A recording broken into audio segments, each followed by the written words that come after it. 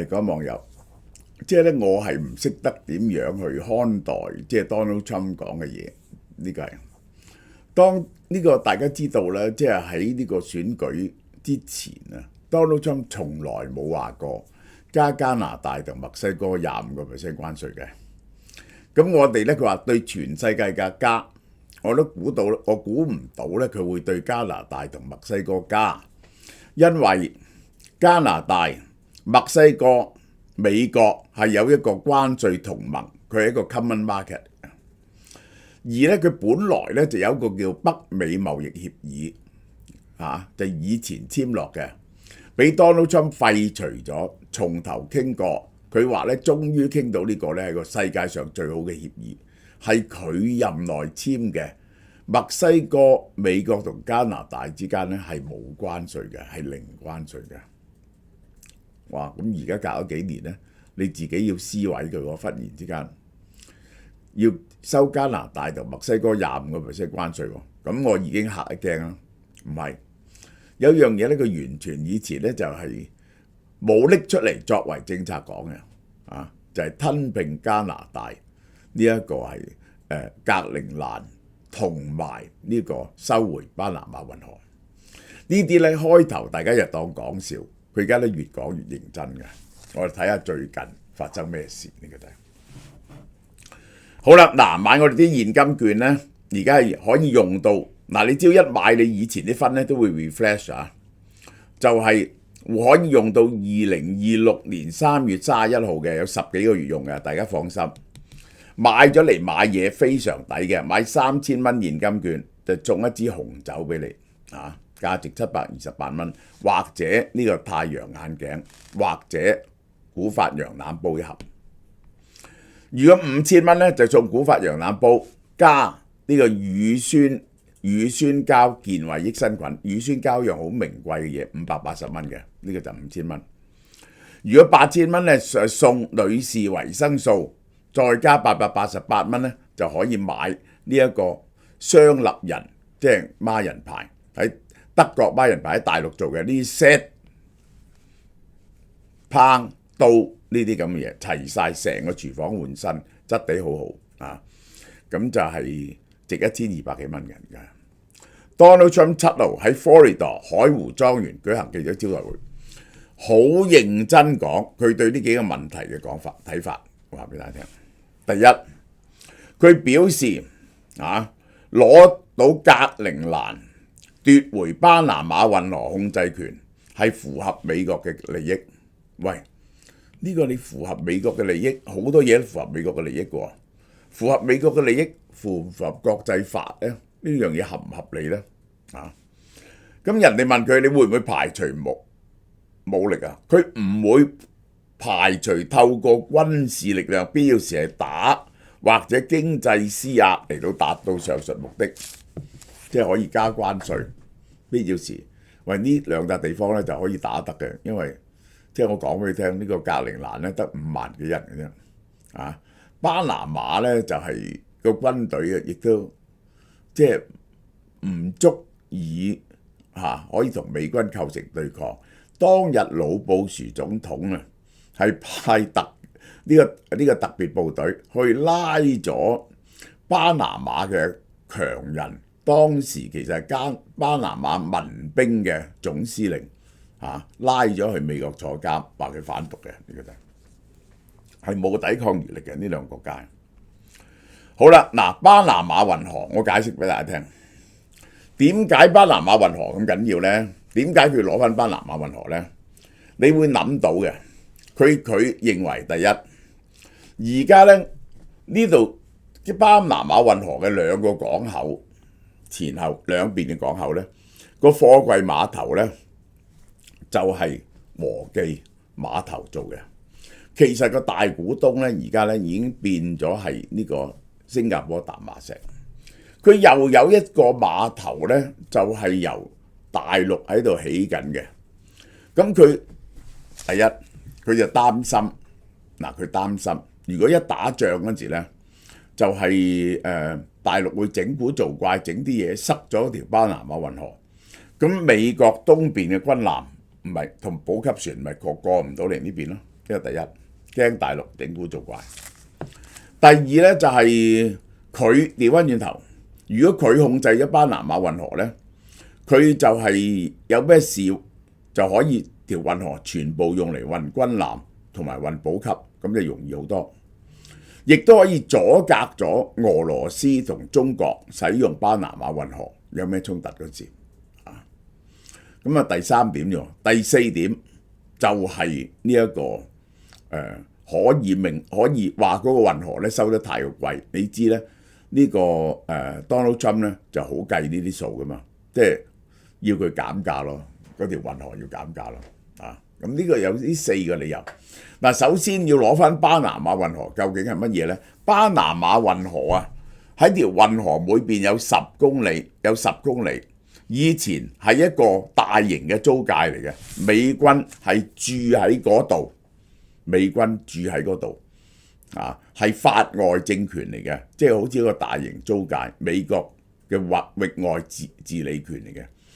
咁呢個呢係好唔似樣嘅。咁喺1969年嗰時呢，就係卡達總統就應承30年後呢就俾翻呢個巴拿馬，結果1999年呢就俾翻巴拿馬。而家嘅巴拿馬政府係一個民選嘅政府，係一個民主嘅政府嚇。咁你就係即係美國侵佔人哋嘅地方嚇，雖然以前係你嘅啫，但係你已經透過條約就係俾翻呢一個巴拿馬噶啦嘛。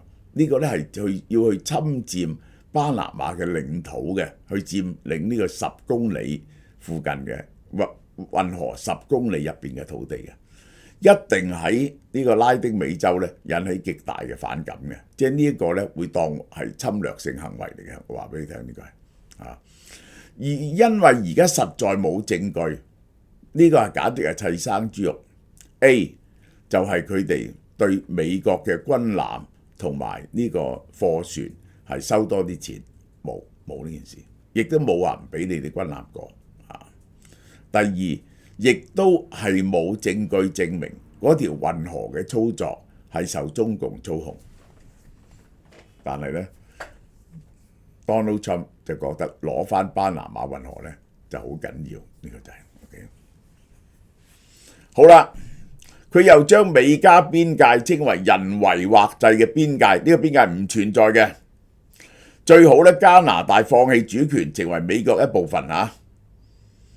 嗱，首先我講俾大家聽，呢一個咧就係呢一個加拿大同埋美國咧就係友好咗100幾年。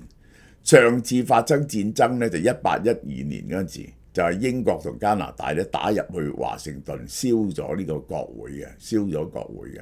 後來咧就講和，一路和平相處到而家，呢個就係第一點。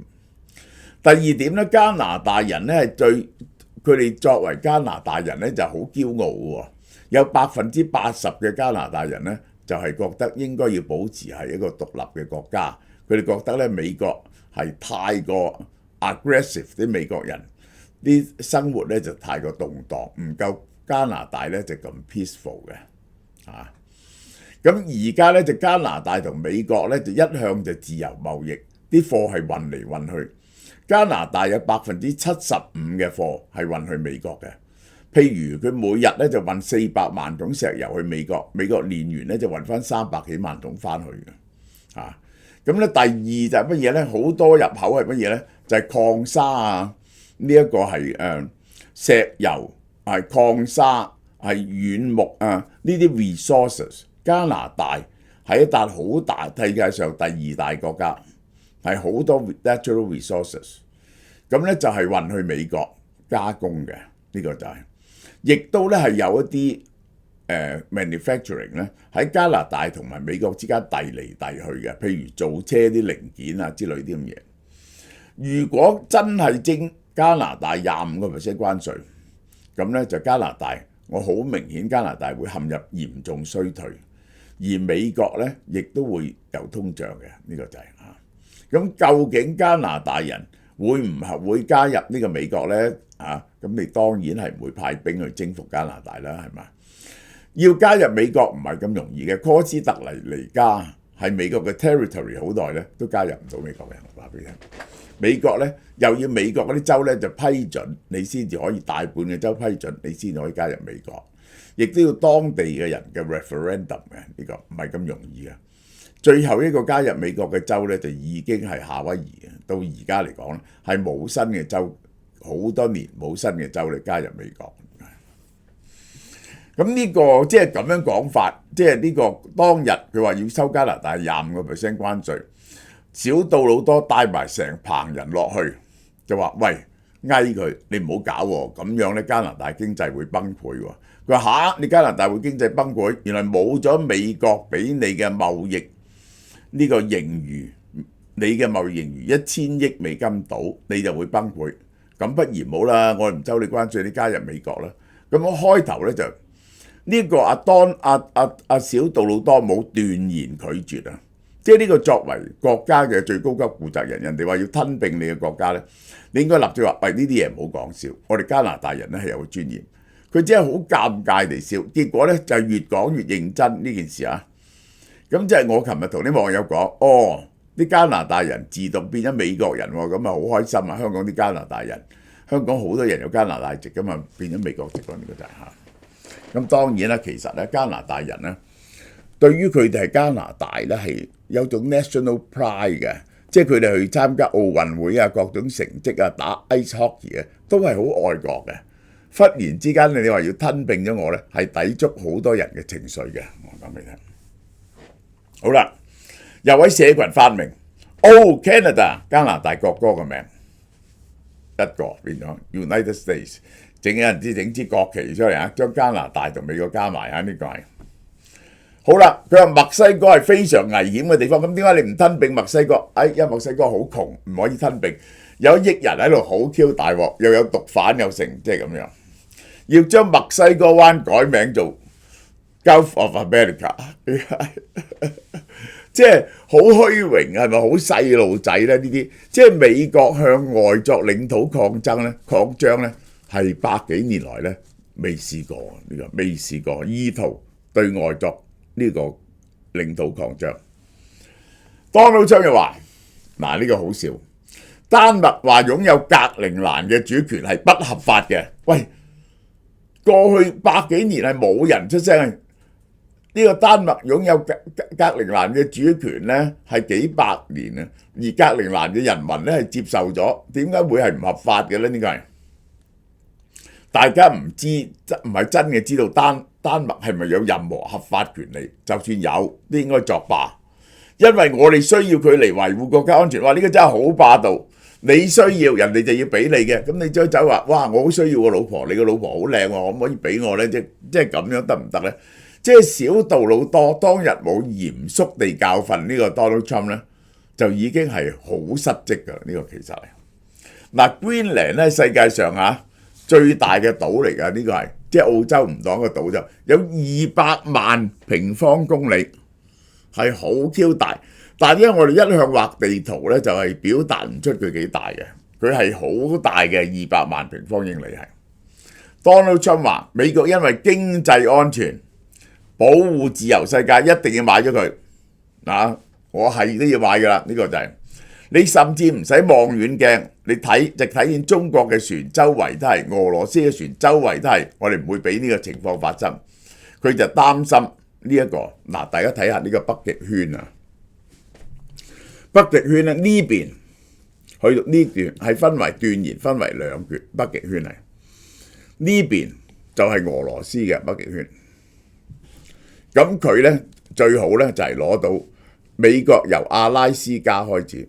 攞埋加拿大 Greenland 嚇，然後咧就係呢度就係丹麥咁呢個就係挪威芬蘭，就構成一個咁樣嘅圈嚟到對抗上邊 Russia 嘅圈。Russia 咧成日咧就想由，因為而家嗰啲冰山融，夏天嗰時咧係可以用船咧由 Russia 咧就係透過呢度咧就去中國嘅。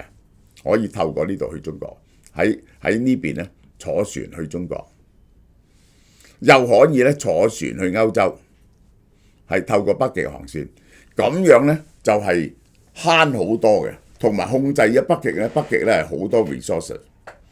有記者問佢係咪會承諾唔會動用軍事或者經濟脅迫，佢話唔能夠承諾，因為咧你可能要做啲嘢咧，人哋先會聽話。嗱，我都估到佢，即係如果唔聽話咧，佢就會加關稅先嘅，即係加拿大關稅、加巴拿馬關稅、加呢個丹麥關稅。但呢個丹麥咧最大鑊，同加拿大咧、墨西哥咧都係美國嘅盟友嚟嘅。加拿大同埋丹麥咧都係北大西洋公約組織國家。然後咧佢派咗個仔去格陵蘭喎，已經迅速好快行動喎。佢架飛機 Trump 2號飛咗去格陵蘭，佢個仔落地同當地嘅人傾咯，已經佢唔理丹麥政府話唔會賣，丹麥政府咧就改咗個國徽，就加大一隻北極熊，顯示咧格陵蘭咧係佢哋嘅一部分，個 coat of arms。Donald Trump 話：小 Donald 同我嘅代表降落咗格陵蘭島，呢個勢在必行嘅馬交易一定要買噶啦，唔係你一定要買，人一定要買俾你。Mega、Make Greenland Great Again， 將 Greenland 咧就夾咗落去美國喎。呢一個就係Greenland 係一個不可思議嘅地方，如果成為我哋國家嘅一部分，人民將獲益匪淺。喂，Greenland 咧就冇資格成為一個 state 嘅，因為佢得56000人口嘅啫，好少人，大部分都係嗰度嘅原居民嚟嘅，講嗰啲話咧就係同你哋啲話咧就唔同嘅。嗰啲威瓊丹麥人咧去過嗰度建立殖民地，但係嗰度環境太惡劣啦，佢哋就走下，剩翻好少嘅啫，基本上都係愛斯基摩人種嘅。Donald Trump 話：格陵蘭人咧可以舉行公投獨立或者加入美國。如果丹麥唔合作賣俾美國咧，佢會抽丹麥稅喎。嗱，佢永遠都使啲招喎，呢個又抽丹麥稅喎。一抽丹麥稅咧就係丹麥係歐盟啊，你抽歐盟稅咧就整個歐盟會作出反應噶啦。呢個就係而家咧 Donald Trump 咧就打橫行喎。自從19年以來佢提出買 Greenland 咧。Greenland 嘅政治人物咧就有興趣加強同美國合作同埋貿易，已有着數喎呢次。Greenland 嘅總理喂 Greenland 咧係冇資格獨立 ，Greenland 得56000人，你整個政府出嚟都麻煩啦，點樣派到外交人員出去啫？得56000人，即係香港2條街咁多人係嘛？推動格陵蘭脫離丹麥獨立。格陵蘭咧唔係賣嘅，由格陵人民決定嘅，佢自己獨立咗咧就可以 associate with 美國啦，係咪可以變咗美國嘅 territory 咧？佢係唔會變咗美國嘅一個州嘅。我話俾你聽，格陵蘭位於北美通往歐洲嘅最短航線上邊呢個北美由呢度可以去歐洲，係近過，對美軍彈道飛彈預警系統有戰略意義。個問題咧，美國已經有基地喺呢度嘅，丹麥俾美國整咗個基地喺 Greenland 嗰度嚟到監測呢個俄國同中國飛過嚟嘅導彈㗎。美國喺格陵蘭西北呢邊係駐防，有固定駐防嘅太空基地。美國曾經表示有興趣加強軍事部署，喺格陵蘭部署雷達，監控格陵蘭冰島同英國之間嘅海域，即係呢段。即係唔俾人過，唔俾俄羅斯啲軍艦過，守住呢度。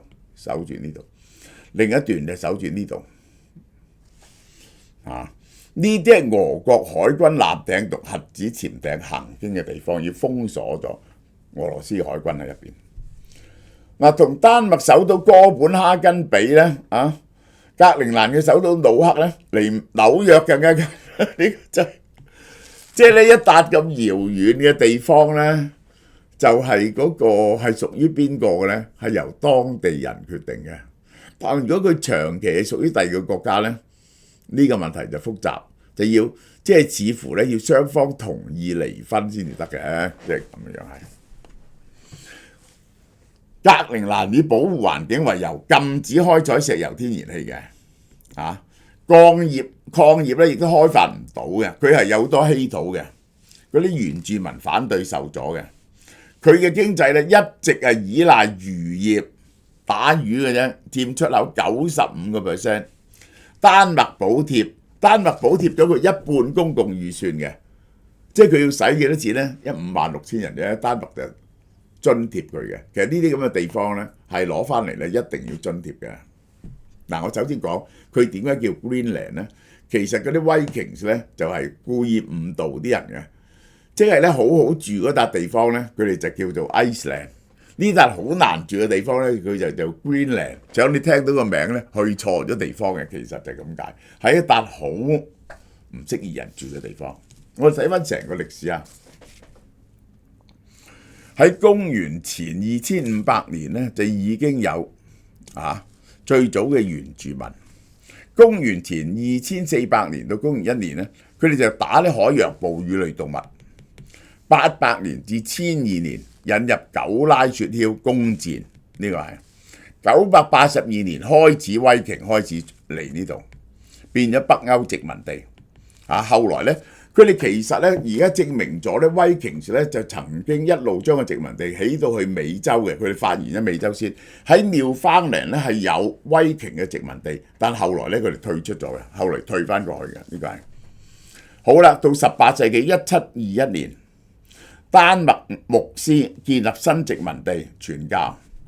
1814年到而家，基爾條約，格陵蘭正式成為丹麥嘅一部分。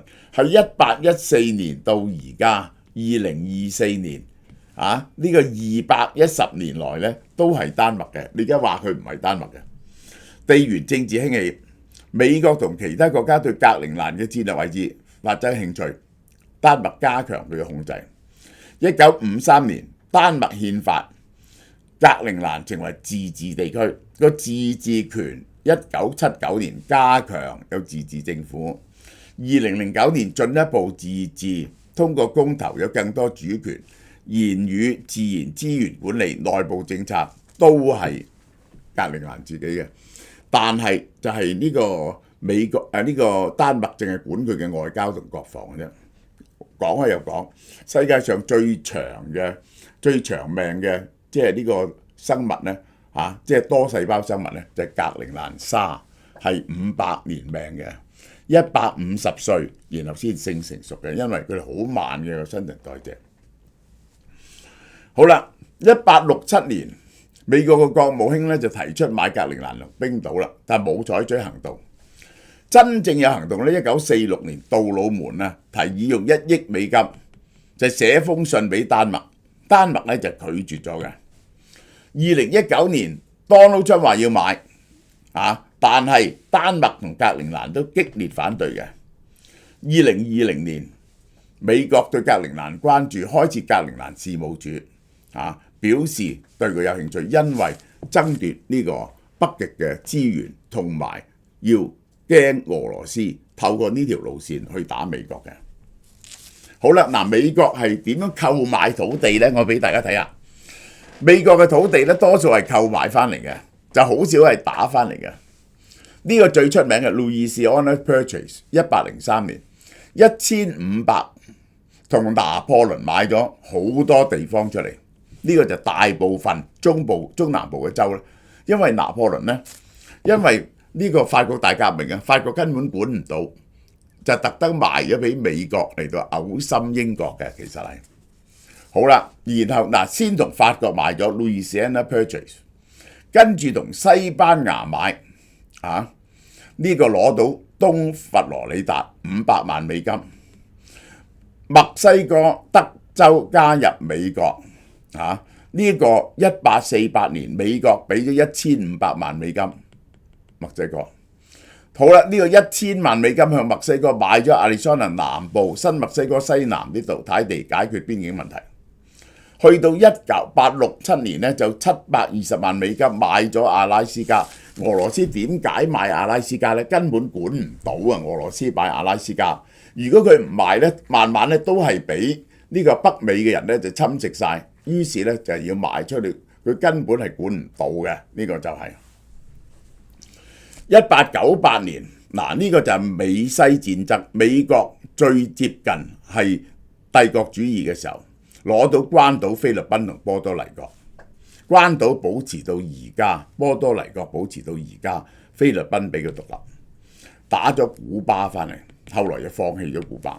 最後1898年，夏威夷成為夏威夷領地，經過公投，1959年係美國最後一個州。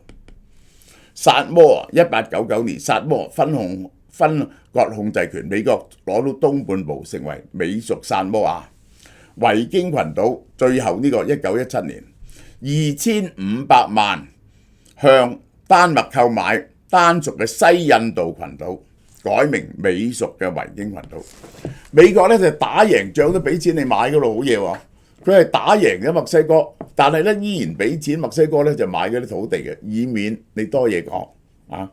咁咧美國咧就係咧最接近帝國主義嗰時咧就係美西戰爭嗰時。就係佔領咗古巴，呢個老羅斯福總統啊，係做 Ranger 遊騎士啊，有份去打嘅嗰場仗，趕走咗呢一個西班牙人。咁結果統治咗一輪咧，就俾古巴獨立啦。咁呢個就係打咗控制咗菲律賓、關島同埋呢個波多黎各。咁但係咧，去到呢段時間之後咧，美國人咧已經唔認為應該用武力抗爭領土嘅。我係未曾見過美國意圖擴張領土嘅，成百幾年來。點解呢？用武力擴張領土咧係舊嘅帝國主義。你統治嗰笪地方咧，你係要付出好大嘅代價嘅。你要管嗰啲人有冇飯食啦，佢哋會唔會作反啦？你要統治佢哋咧，通常咧都蝕本嘅。根據後來計嗰條數咧，去到20世紀，無論德國統治佢嘅殖民地喺第一次世界大戰之前，英國統治佢嘅殖民地咧，都係蝕本嘅。其實係都係蝕本。英國喺第一次世界大戰已經接近破產邊緣，就因此咧，去到第二次世界大戰咧，佢就完全唔要啲殖民地，冚唪唥俾你哋自治，因為咧呢個變咗係個經濟嘅負擔。美國嘅國策較早時期就係門羅主義，門羅主義咧就唔俾人過問呢一個美洲、歐洲，你唔好嚟搞美洲啲嘢。呢個就叫門羅主義。美國亦都唔會踏出美洲去干預舊大陸嘅嘢。到咗呢個西班牙美西戰爭咧，美國最接近呢個帝國主義，但後來咧佢發現呢個唔係辦法，認為咧唔好佔領人哋啲土地，同人哋做生意就得㗎啦。有嘢你咪自己公平買賣咯。咁呢個咧就係用馬克思咧就話用你其實咧係用經濟同金融控制人哋，揸取人哋嘅利益。呢個咧就叫新帝國主義。即係咧，美國使乜同加拿大合併啫？加拿大啲資源其實冚唪唥去晒美國㗎啦，加拿大嘅人才全部去晒美國㗎啦，叻嘅人才好多都去咗美國㗎啦，係咪？使乜擴張領土咁麻煩咧？呢個就係咁。咁所以美國咧就有呢個咁嘅政策。所以咧喺1900年經子權變之後咧，美國係反對任何人再去佔領中國嘅領土，所以呢個八國聯軍係一寸土地都冇攞到嘅，係保持中國領土嘅完整，大家一齊喺度做生意揾錢嘅啫。美國嘅政策咧就係咁嘅，尤其是我俾大家睇下，呢個就係出名嘅第一次世界大戰嗰陣時，威爾遜總統嘅14條嘅精神咧就係咧，冇人可以用武力去改變個疆界，唔可以吞併人哋啲土地，唔可以去打巴拿馬。呢一個咧人族呢個咧係高舉determination of the people， 人民自決，呢個係成立國際聯盟，係反對任何人用武力侵略人哋嘅土地嘅。而家咧係出咗個 Donald Trump。佢真係如果佢吞併咗加拿大呢個攞翻巴拿馬運河同 Greenland 咧，佢係美國歷史上獨一無二嘅總統。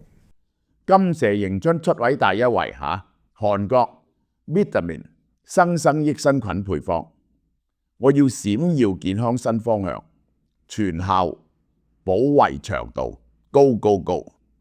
益生菌咧對人類係有好多功能同好處嘅。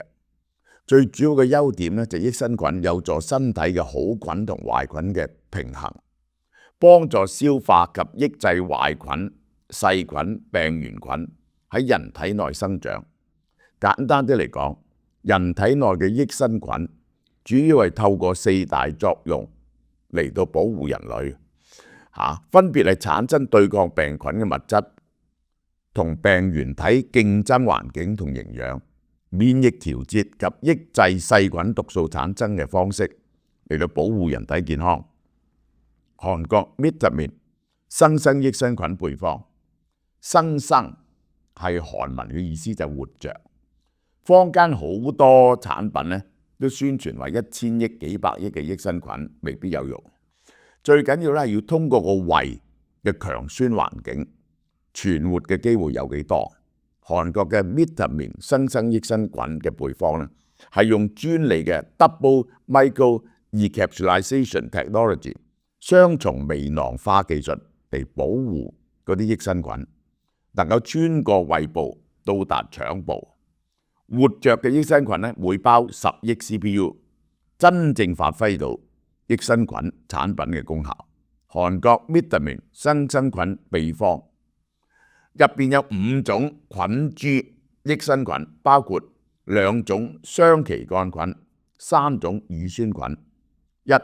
乳雙歧桿菌可以緩解幽門桿菌引起嘅胃部不適，同改善乳糖不耐症，加快消化同排便過程。